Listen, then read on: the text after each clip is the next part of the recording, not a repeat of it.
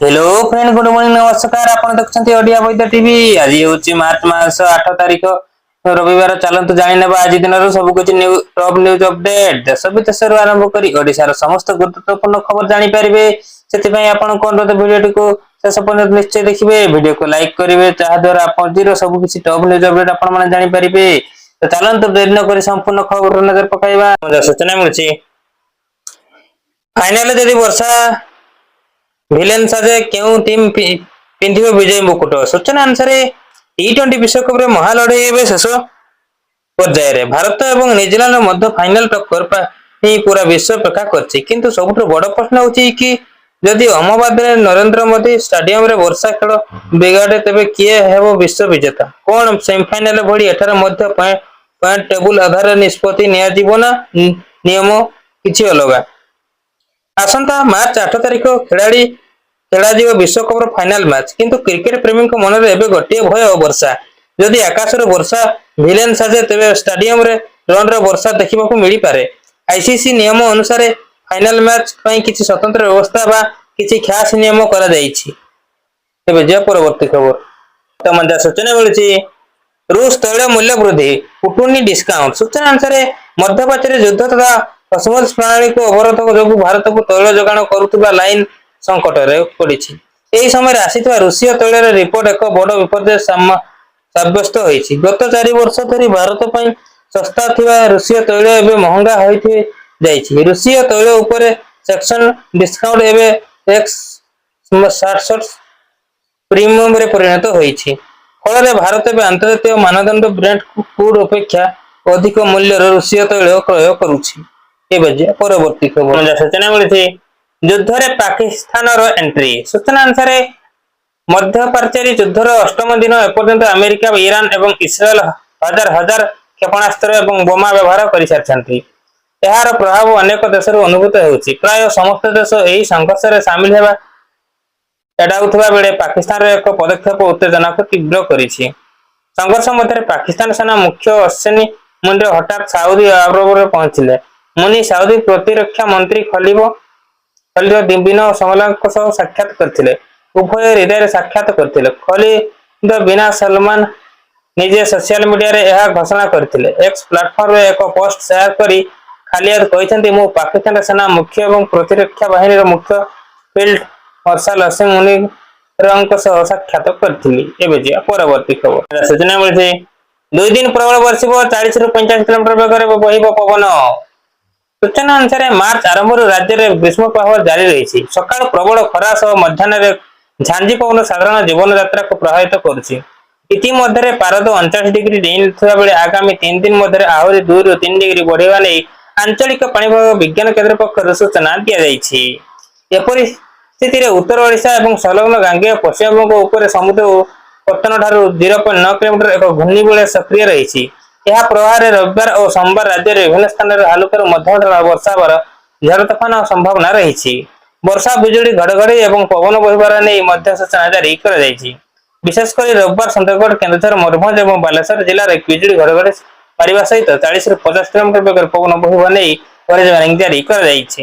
ଏବେ ଯିବା ପରବର୍ତ୍ତୀ ଖବର ସୂଚନା ମିଳିଛି ବିନା କୋଚିଂରେ ପ୍ରଥମ ପ୍ରୟାସରେ ୟୁପିଏସସି ଉତ୍ତୀର୍ଣ୍ଣ ହୋଇ 51ତମ ରାଙ୍କ ହାସଲ କଲେ ଲାଇନମ୍ୟାନଙ୍କ ଝିଅ ରୋଶନୀତି। ସୂଚନା ଅନୁସାରେ ପଞ୍ଜାବ ରାଜପୁରାରେ 22 ବର୍ଷୀୟ ରୋଶନୀତି କୌର ପ୍ରଥମ ପ୍ରୟାସରେ ୟୁପିଏସସି ସିଭିଲ ସର୍ଭିସ ପରୀକ୍ଷାରେ ସର୍ବଭାରତୀୟ ରାଙ୍କ 51 ହାସଲ କରିଛନ୍ତି। ସେ ପଞ୍ଜାବ ବିଦ୍ୟୁତ ବିଭାଗ ଜଣେ ଲାଇନମ୍ୟାନ ଯଶବିନ୍ଦର ସିଂହଙ୍କ ଝିଅ। ରୋଶନୀତି ଗୋଟିଏ ବର୍ଷ ପାଇଁ ଘରୁ ପରୀକ୍ଷା ପାଇଁ ପ୍ରସ୍ତୁତ ହୋଇଥିଲେ। ସ୍ୱୟଂ ଅଧ୍ୟୟନ ଏବଂ ଅନଲାଇନ ପ୍ଲାଟଫର୍ମ ବ୍ୟବହାର କରିଥିଲେ। ତାଙ୍କର ସଫଳତା ତାଙ୍କ ପରିବାର ଓ ପଡ଼ୋଶୀଙ୍କ ପାଇଁ ଆନନ୍ଦ ଆଣି ଦେଇଛି। ଏବେ ଯିବା ପରବର୍ତ୍ତୀ ଖବର ସୂଚନା ମିଳୁଛି ହେଇଗଲା ଫାଇନାଲ। ଏହି ତାରିଖରେ ଚାଷୀଙ୍କ ଖାତାକୁ ଆସିବ 2,000 ଟଙ୍କା। ସୂଚନା ଅନୁସାରେ ଚାଷୀମାନେ ପ୍ରଧାନମନ୍ତ୍ରୀ କିଷାନ ଯୋଜନାର 22ତମ କିସ୍ତି ପାଇଁ ବହୁତ ଦିନ ଧରି ଅପେକ୍ଷା କରିଛନ୍ତି। ପ୍ରଥମେ ଆକଳନ କରାଯାଇଥିଲା ଯେ ଫେବୃଆରୀ ଶେଷରେ ସେମାନଙ୍କର ଅପେକ୍ଷା ଶେଷ ହେବା। ତାପରେ ହୋଲି ପୂର୍ବରୁ ଚାଷୀମାନଙ୍କ ପ୍ରତ୍ୟେକରୁ 2,000 ପାଇବେ ବୋଲି ଆକଳନ କରାଯାଇଥିଲା। ଫେବୃଆରୀ ମାସ ଶେଷ ହୋଇଗଲା ଏବଂ ହୋଲି ବିତିଗଲା, କିନ୍ତୁ ଏପର୍ଯ୍ୟନ୍ତ ଚାଷୀଙ୍କ ଆକାଉଣ୍ଟରେ ଟଙ୍କା ଜମା ହୋଇନାହିଁ। ପ୍ରଧାନମନ୍ତ୍ରୀ କିଷାନ ଯୋଜନା ଅଧୀନରେ ଚାଷୀମାନଙ୍କୁ ଆର୍ଥିକ ସହାୟତା ମିଳିଥାଏ। ଏହି ଯୋଜନା ଅଧୀନରେ ଚାଷୀମାନେ ବାର୍ଷିକ 16,000 ପାଆନ୍ତି। ଏହି ଟଙ୍କା ପ୍ରତ୍ୟେକଙ୍କୁ 2,000 କିସ୍ତିରେ ପ୍ରଦାନ କରାଯାଏ। गणमाध्यम रिपोर्ट एवं आउ एक तारीख प्रकाश करुछि। यदि गणमाध्यम रिपोर्ट को विश्वास करा जाए तेबे प्रधानमंत्री किसान योजना रे 22 किस्ती मार्च 13 तारिख रे घोषणा कर देई पारे। प्रकृतर प्रधानमंत्री नरेंद्र मोदी आसाम गस्त रे जिवे। एई गस्त समय रे प्रधानमंत्री मोदी कृषकों को लाभर 22 किस्ती घोषणा मध्य करि पारंती। एबे जिया परवर्ती खबर। तमजा सूचना मिलछि थमिबो कि विनाशकारी युद्ध। सूचना अनुसार सारा विश्व में तृतीय विश्व युद्ध रे आशंका थिया बेले एक बड़ खबर सामना को आछि। आसंता 12 मार्च ईरान एवं इस्राएल मध्य चलिथिबा भयंकर युद्ध शेष होई पारे। अमेरिका राष्ट्रपति डोनाल्ड ट्रंप को एक सोशल मीडिया पोस्ट पर एभली चर्चा जोर धरिछि। तेबे एहार पछरे गुमर कोन एवं काहेकि 12 मार्च तारिख युद्ध शेष हबो बोली चर्चा होईछि आसन जानिबा। निकटरे ट्रंप निजर ट्रंप सोशल अकाउंट रे एक पोस्ट करी लिखिसंती ईरान सहित बिना शर्त रे आत्मसमर्पण व्यतीत अन्य कोनसी चुक्ति हेबो नाही। या सहित से ईरान रो उज्जवल भविष्य कथा कहिसंती एवं एक नुआ स्लोगान देइसंती मेगा अर्थात मेक ईरान ग्रेट अगेन। एही पोस्ट पर विश्व राजनीतिक विश्लेषक माने 12 मार्च तारिख को नै गणति आरंभ कर दैछंती। एबे जिया परवर्ती खबर। हम सूचना मिलछि महिला दिवस रे मिलिबो सुभद्रा चतुर्थ किस्ती स्वतंत्र सामवेश शुभारंभ करिवे मुख्यमंत्री। सूचना अनुसार सुभद्रा हिताधिकारी को पई खुशी खबर। अंतर्जातिक महिला दिवस अवसर में बैंक खाता को आसिबो सुभद्रा चतुर्थ किस्ती टंका। पुरी रे तालबणिया पड़िया रे एक स्वतंत्र कार्यक्रम रे मुख्यमंत्री मोहन चरण माझी जोग देई हिताधिकारी को बैंक खाता को 5000 टंका लेखाएं पठाइबे। एथिपई प्रस्तुति चूड़ांत पर्याय रे पहुंचीछि। ए नै सूचना देले उपमुख्यमंत्री प्रतिभा परिडा। उपमुख्यमंत्री सूचना मुताबक 1,12,57,667 जन आवेदन करिथिबा बेले चतुर्थतम किस्ती रे 1,12,665 जन हिताधिकारी सुभद्रा टंका पाइबे। 5,000 कोटी रु अधिक टंका जोग सुभद्रा हिताधिकारी बैंक अकाउंट को डीबीटी माध्यम पठा जिवो। एबे जे परवर्ती खबर। तमाम सूचना मिलछि हेमंडी वकील संघर निर्वाचन पई प्रार्थी पत्र दाखल। सूचना अनुसार राज्य बार काउंसिल पक्ष निर्धारित कार्यसूची अनुसार गंजाम जिला दिगपहंडी स्थित हेमंडी वकील संघर कार्यकर्ता निर्वाचन निमंते शनिवार ठार आशायी प्रार्थी माने निर्वाचन अधिकारी चंद्रध्वज सिंह निकट में सेमानक प्रार्थी पत्र दाखल करछंती। प्रार्थी पत्र दाखल प्रथम दिवस सभापति पदवी निमंते रासनंद राउत एसमासर राय संवादिक पदवी निमंते कुरेशु पंडा प्रमुख प्रार्थीपत्र दाखल करछंती। प्रार्थीपत्र दाखल समय सीमा सोमवार अपराह्न 3टा जाए रही। आसंता बुधवार प्रार्थीपत्र जांच हेबो। योग्य प्रार्थी तालिका गुरुवार प्रकाशित हेबो। एबे जुआ परवर्ती खबर। सूचना मिलछि पोस्ट ऑफिस रे एई स्कीम रे मिलुछि केवल लाभ ही लाभ। सूचना अनुसार पोस्ट ऑफिस एहार ग्राहक मानको संचय खाता को उत्कृष्ट सुध प्रदान करछि। पोस्ट ऑफिस रे किछि मनोनीत संचय खाता रे मिलिथिबा सुध देशर बड़ बैंक गुडिक द्वारा दिया जाइथिबा सबठारु अधिक। आज आमे आपनको पोस्ट ऑफिस डीबीटी स्कीम विषय रे कहबो जहा संपूर्ण एक बैंक एफडी करी एवं एक निर्दिष्ट अवधि पर संपूर्ण टंका निश्चित सुध सहित फेरस्त कर जाए।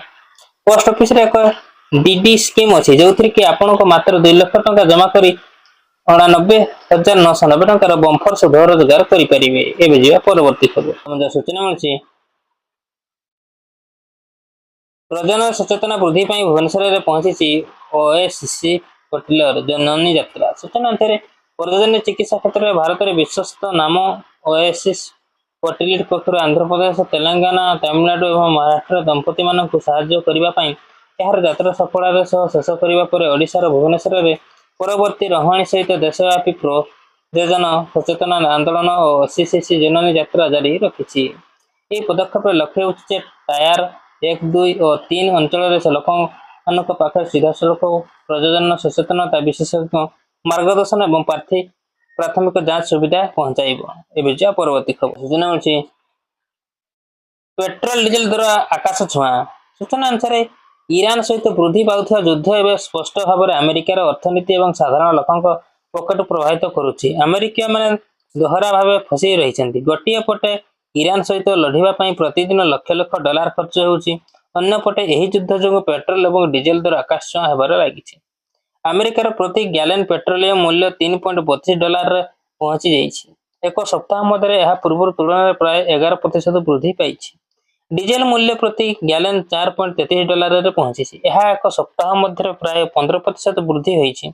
एक गैलन प्राय 3.78 लिटर, तेणु लिटर प्रति दर $0.88 बा भारतीय टंका प्राय 81 टंका छुईची। एवं जा परवर्ती खबर सूचना मिलूची ईरान रे बड़ निष्पत्ति, पड़ोसी देश उपर आक्रमण बंद कला। सूचना अनुसार ईरान रे राष्ट्रपति मसूद पेजेशकियान पड़ोसी देश गुडी को क्षमा मागिसंती, कहिसंती जे एबे ईरान सही देश गुडी को ऊपर आक्रमण करिवो नाही।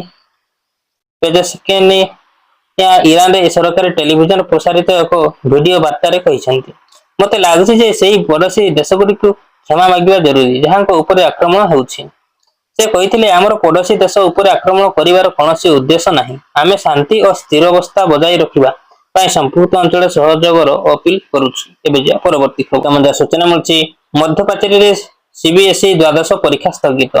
केंद्रीय माध्यमिक शिक्षा बोर्ड मध्यपाचेरी वर्तमान परिस्थिति समीक्षा करिबा परे मार्च 9, 10 एवं 11 पई द्वादश श्रेणी परीक्षा सूची को स्थगित रखिछि। नूतन तारीख परे घोषणा करा जियो। मार्च 2 रे सीबीएसई द्वादश परीक्षा गणति प्रयाग गणित, मार्च 10 खाद्य उत्पादन कार्यालय प्रक्रिया एवं अभ्यास पाठागार एवं सूचना विज्ञान प्रारंभिक शैशव जंत्र एवं शिक्षा, मार्च 11 हिंदुस्तानी संगीत स्वास्थ्य सेवा डिजाइन उपरे अनुष्ठित हब।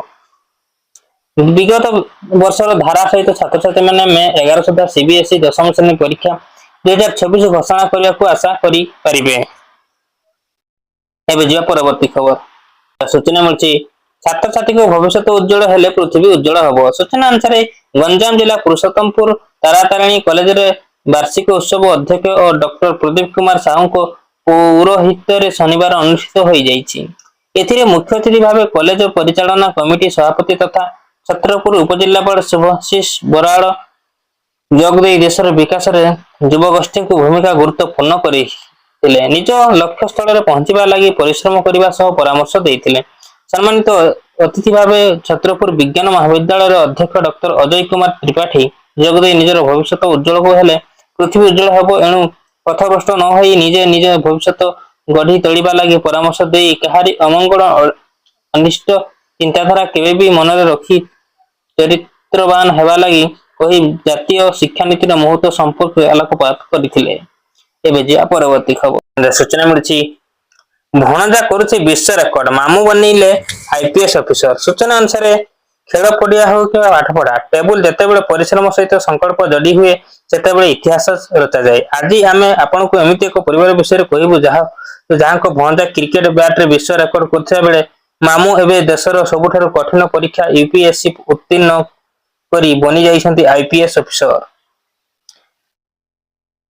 वैभव सूर्यवंशी मात्र 14 वर्ष बयस आईपीएल इतिहास सबुठारु कम बयस्क खेलाड़ी भावे नीलाम होई चर्चा शिखर रे थिबा एही बालक एबे पुणी थरे खुशी रे लहरी खेलाई दैछन्ती। किंतु एथार कारण वैभवଙ୍କ चौका किंबा छक्का नुहे बरं तांको मामू अभिषेक चौहान को असाधारण सफलता यूपीएससी परीक्षार सर्वभारतीय स्तर रे 102तम रैंक हासिल करी अभिषेक एबे जणे पुलिस ऑफिसर भावे देश सेवा करबाको प्रस्तुत। एबे परवर्ती खबर सूचना मिलछि 30 दिन रे समय देइथिबा अमेरिका को भारत कड़ा जवाब। सूचना अनुसार भारत रूस ठार तैल आमदानी करबाको मुक्त करथिबा अमेरिका दाबी ऊपर भारत कड़ा जवाब देइछि। शनिवार भारत सरकार स्पष्ट कहिसंती रूसीय तैल क्रय पई कहार अनुमति आवश्यक नहीं। भारत कहिछि जे से रूस ठार तैलर आमदानी जारी रखिबो। ईरान विरोध रे अमेरिका और इस्राएल आक्रमण विषय रे एनर्जी सेक्टर को अलर्ट पालट करि दैछि। एथिरे सारा विश्व रे तैल दर रे वृद्धि होइछि। ईरान रो स्टेट ऑफ होम को जहाज गुडी को रखिबार धमक पर असाधित तैलर प्रभाव पड़िछि। एबे जे परवर्ती खबर हम सूचना मिलछि गैस दर बढ़ला तेल दर बढ़िबा नै गुजब। सूचना अनुसार मध्य प्राच्ୟରେ युद्ध जोगु पेट्रोल और डीजल न मिलिबा एवं तेल दर बढ़िबा नै गुजब पर जिल्लार समस्त पेट्रोल पंप रे शह ग्राहक भिड़ जमाइछन्ती। मालकानगिरी रे गत काली राति ठारू एभଳି स्थिति उपजुछि। सोशल मीडिया रे तेल दर बढ़िबा एवं आगको न मिलिबा नै गुजब सृष्टि होइथिला। ताहा परिणाम लोके भोगुछन्ती। निजर गाड़ी तेल पकाइबा पेट्रोल पंप रे जणे जणे 1 घंटा को 2 घंटा धरी छिडा होइथिबा देखिबाकू मिलिथिला। लोके निजर गाड़ी रे तेल फुल करी रखिबाकू प्रयास करुथिबा देखिबाकू मिलिथिला, किंतु पेट्रोल पंप मालिकंक कहिबा अनुसार तेलर कोनोसी अभाव नाही। यह थिला आजर मुख्य खबर तेणुक वीडियो जब भल लगुच वीडियो को लाइक करूँ चैनल पर जब नुआ तेज सब्सक्राइब करूँ आउ पाखे बेल आइकन को टच कर ऑल पर क्लिक करूँ एवं सांग मान सहित बहु मात्रा शेयर करूँ जहाँ फल जो भी जेकोसी लेटेस्ट सूचना आपण मैंने आम चैनल माध्यम सर्वप्रथम पाइपर वीडियो रिपोर्ट ओडिया बुइदा टीवी रोची जय जगन्नाथ जय मलखा।